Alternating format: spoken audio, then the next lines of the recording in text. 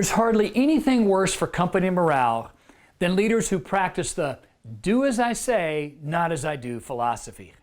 Because when this happens, you can almost see the loss of enthusiasm and goodwill among the staff. It's like watching the air go out of a balloon. You see cynicism and then disappointment take its place. You know what I'm talking about. There's the executive who demands cost cutting in the organization, which often means laying off a couple hundred people, and then gives himself a big fat bonus. There's the manager who tells everyone to stay late and then leaves promptly at 5 p.m. so he won't miss his kid's baseball game.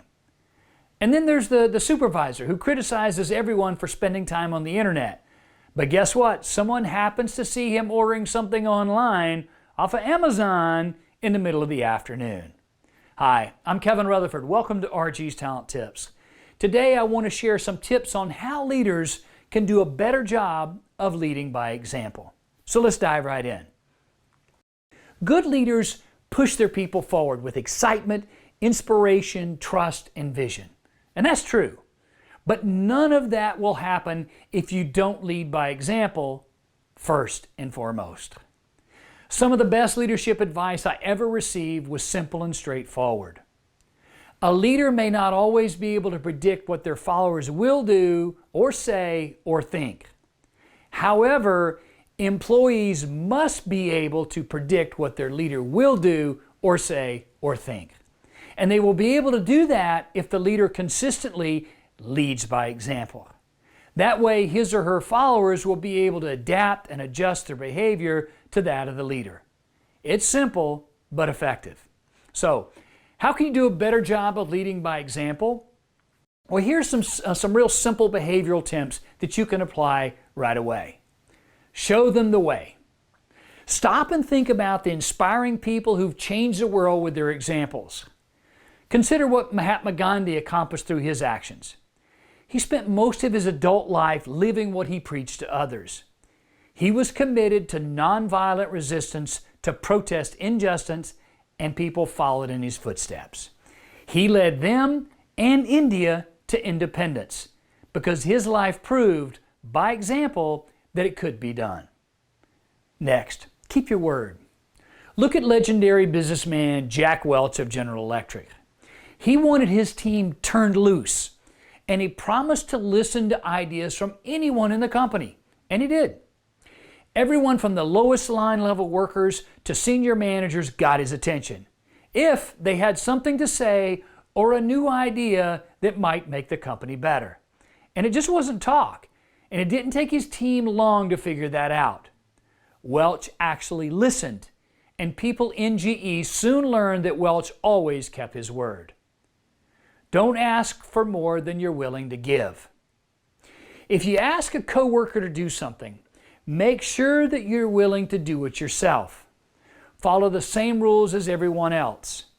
If you implement new rules for the office, then follow those rules just as closely as you expect everyone else to follow them. So for example, if the new rule is, hey, no personal calls at work, then don't talk to your spouse or other family members or friends while you're at work. You'll be seen as dishonest by your staff, and they may become angry and actually start rebelling against you. Next, demonstrate effective listening. If you criticize people for interrupting, but you constantly do it yourself, you need to fix this.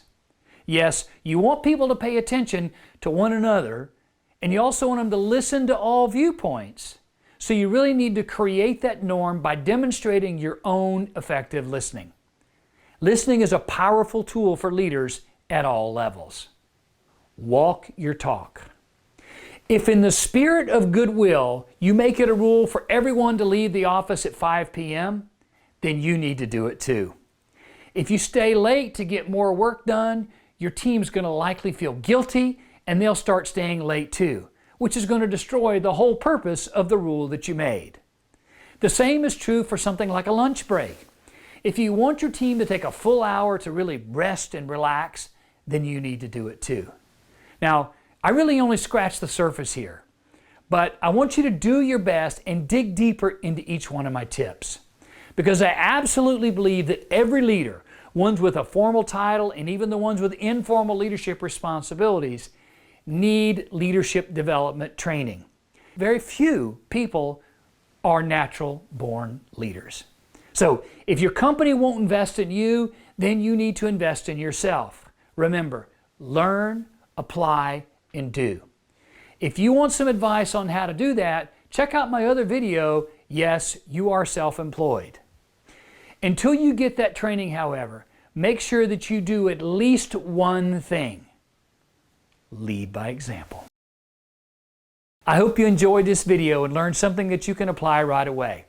If you did and want more, please subscribe to our channel below and check out our website for even more content, handout, and free tools that'll take you from where you are to where you want to be.